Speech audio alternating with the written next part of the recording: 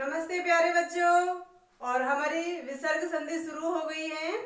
तो अब आपका पहला नियम तो करा दिया है, विसर्ग प्लस और कुछ बाद में आ रहा है तो प्लस से पहले विसर्ग आएगा। विसर्ग संधि में यही ध्यान देना है, प्लस से पहले विसर्ग आएगा, प्लस के बाद तो विसर्ग आएगा नहीं, क्योंकि कोई अक्षर या कोई वर्ण से पहले विसर्ग नहीं लगता है, विसर्ग बाद में लगता है। तो ये बाद में कोई इधर वर्ण है उसके बाद में विसर्ग लग गया, फिर प्लस और फिर ये, इस तरह से अब आपका अगला नियम चलता है। दूसरा नियम है विसर्ग संधि का। तो अब ध्यान रखना है आपको विसर्ग संधि का दूसरा नियम।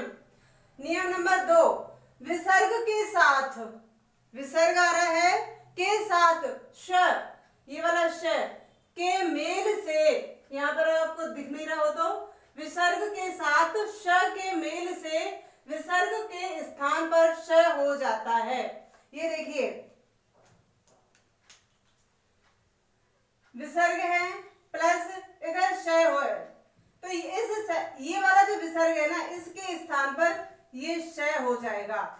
और जहां पर भी परिवर्तन हुआ है ये आपको नोट करना है। विसर्ग का आधा, ये वाला श है तो ये तो जैसा भी है वैसा रहेगा, अगर आधा है तो आधा रहेगा, पूरा है तो पूरा रहेगा, लेकिन ये विसर्ग के स्थान पर श हो जाएगा आधा। तो ये ध्यान रखना है, विसर्ग के बाद श आता है तो विसर्ग के स्थान पर श हो जाता है। इसका मतलब 2 श आएंगे, आगे पीछे जितने भी है वो तो जुड़ेंगे ही, तो ये इसमें पहचान है। तो इसका हम उदाहरण जान लेते हैं, जैसे यशः प्लस शरीर, यशः प्लस शरीर। अब यहाँ इस वाले से पर ध्यान मत देना, अब विसर्ग पर ध्यान देना है। विसर्ग है बाद में श है तो विसर्ग के स्थान पर श हो जाएगा। देखो यश तो जो की त्यों आएगा ही, क्योंकि है, विसर्ग के स्थान पर श हो गया और शरीर जो की त्यों आ गया। यशः, यशः शरीर का यशः शरीर, ये बहुत ज्यादा इम्पोर्टेंट उदाहरण है ये इस संधि के नियम का। तो ये ध्यान रखना है आपको, क्यों? क्योंकि आप यशः शरीर यश शरीर कर देंगे, लेकिन यहाँ आपको नोट करना है 1 2 3, इस तरह से आपको ध्यान रखना है। श हो गए हैं यशः शरीर। निह प्लस शुल्क, देखो निःशुल्क ये भी सही है और हम इसको संधि नहीं करें तो वो भी सही है, लेकिन वो संस्कृत के हिसाब से सही है और यहाँ हिंदी का नियम चल रहा है तो निःशुल्क हो जाएगा। विसर्ग के स्थान पर श हो गया, शुल्क जो कि त्यों आ गया निःशुल्क। बहुत सिंपल लग रही है ना? लग रही है। जब आप, अगर आपको नियम नहीं पता तो आप गलत करते हैं इनको। निहि प्लस शंक निशंक, देखो विसर्ग का श बन गया, शंक जो कि त्यों आ गया। निहि प्लस श्वास, विसर्ग का श बन गया, श्वास जो कि त्यों आ गया। इस तरह से बहुत ज्यादा सरल बनती जा रही हैं हमारी संधियां, बहुत ज्यादा, क्योंकि हमको नियम पर ध्यान देना है। किसी भी चीज की गहराई में जाने के लिए आपको उसके नियम पर, और अगर नियम नहीं आ रहा है तो उदाहरण देख लीजिए आप।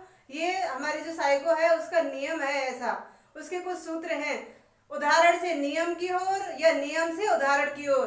अगर आपको नियम नहीं आ रहा था, उदाहरण देखकर भी नियम बना सकते हैं। जैसे यहाँ पे देखो सब में एक ही चीज है, विसर्ग है श आ रहा है, विसर्ग के बाद में आ रहा है तो सब विसर्ग के स्थान पर श निकल के आ गया। इसका मतलब नियम यही निकला इसका कि विसर्ग के स्थान पर श हो जाएगा जब प्लस के बाद उधर श हो। तो ये हमारा नियम नंबर 2 हो गया।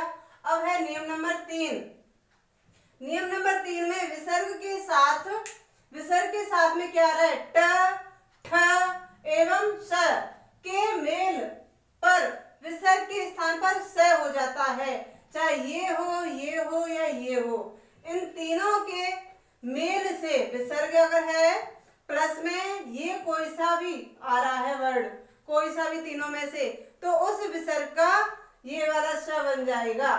देखिए धनु प्लस टंकार आ रहा है ना, धनुष टंकार, विसर्ग का ये बन गया ट की वजह से धनुष टंकार।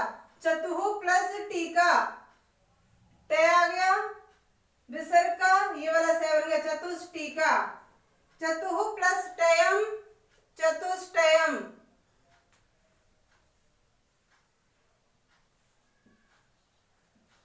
चतुष्टयम, विसर्ग का 7 बन गया चतुष्टयम, नृपः प्लस षष्ठ नृपषष्ठ। इस तरह से आपका ये है, देखो नृपषष्ठ। बहुत ज्यादा कठिन लगने वाला उदाहरण है, लेकिन आप नियम जान लेंगे तो उदाहरण कठिन नहीं लगेगा। नृप ये है, इसका 6 बन जाएगा।